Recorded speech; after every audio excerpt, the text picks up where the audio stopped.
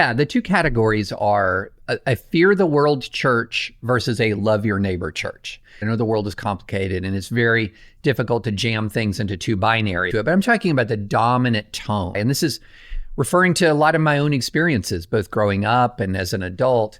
And I've been in both kinds of churches. I've been in both kinds of religious communities. So I grew up in a much more fundamentalist church that was really dominated by the kind of fear the world mentality. And what is that? What are some characteristics?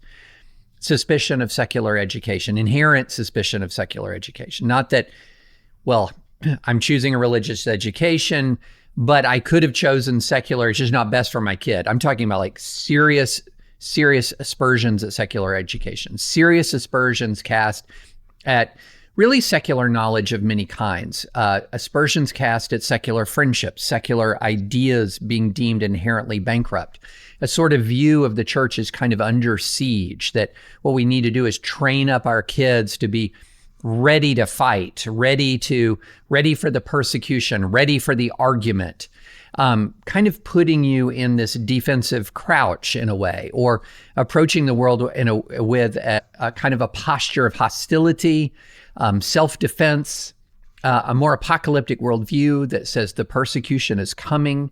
Let's be ready for it. Let's prepare for it. So I've been around that. And then the contrast is very dramatic between a really healthy, functioning, love your neighbor community, which doesn't look at the world as a threat and much more looks at the world as an opportunity to serve, an opportunity to connect, an opportunity to love other people, to redeem, to rescue.